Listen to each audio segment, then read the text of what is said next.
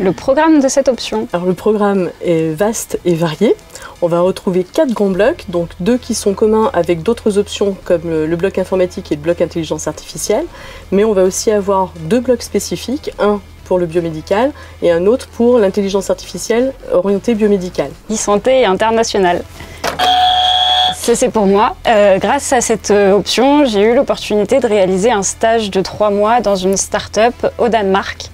C'était une start-up qui développait des textiles connectés avec des capteurs de rythme cardiaque et de rythme respiratoire. Donc vraiment grâce à cette option, j'ai pu avoir ce poste que j'aurais pas pu avoir si j'avais pas eu de base en e-santé ou de base en informatique liée au médical. Côté études, on a aussi plusieurs doubles diplômes qui sont possibles donc en dernière année à l'international, entre autres au Canada et en Écosse. Pour quel métier? L'avantage de cette option, c'est qu'elle ouvre à plein de métiers différents, alors forcément orientés un petit peu médical, mais pas que.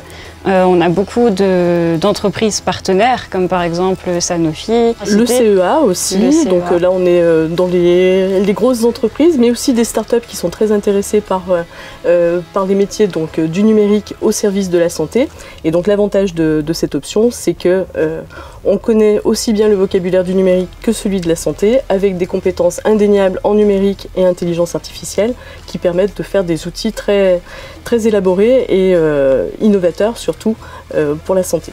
Et le rythme de travail, Morgane? Alors l'avantage de cette option, c'est qu'elle est très orientée projet. Donc à chaque fois qu'on découvre une matière ou un nouveau cours, on a toujours un mini-projet pour venir justement appliquer les nouvelles connaissances qu'on a eues. Alors forcément, ça demande un petit peu plus de travail, mais on a des heures qui sont réservées dans l'emploi du temps pour ces mini-projets. Donc finalement, ça se passe très bien. Des exemples de projets. On peut répondre toutes les deux. Oui. Lors de ma dernière année, donc on a pu réaliser un projet avec l'ensemble de la classe, donc ce qui est très sympa puisque ça permet d'aborder vraiment la hiérarchie d'entreprise, puisqu'on avait énormément de collaborateurs. On était une classe d'une quarantaine de personnes, donc ça permet de savoir travailler en mode projet.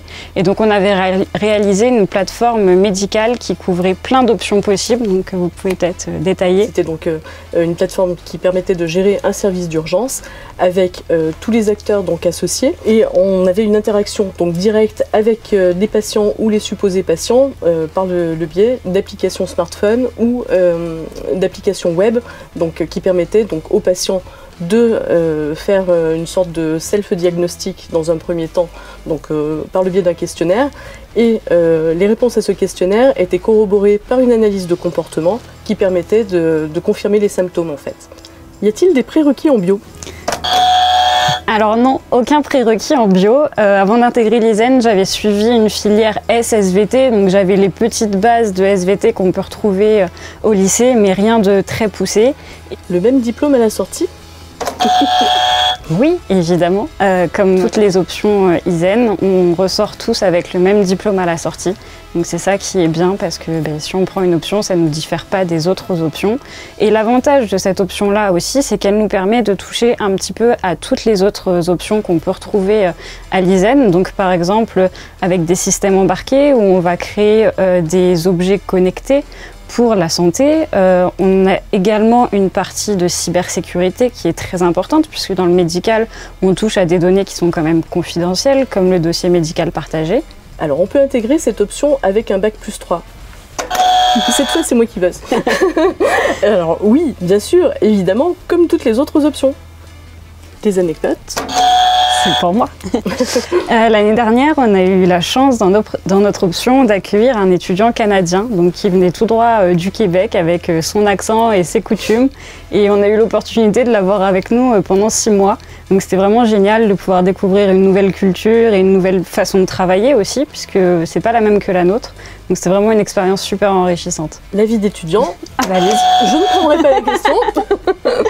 La vie d'étudiant se passe très bien, surtout au sein du campus, qui est un campus vraiment familial, où on peut se retrouver envers chacun des profs, chacun des élèves.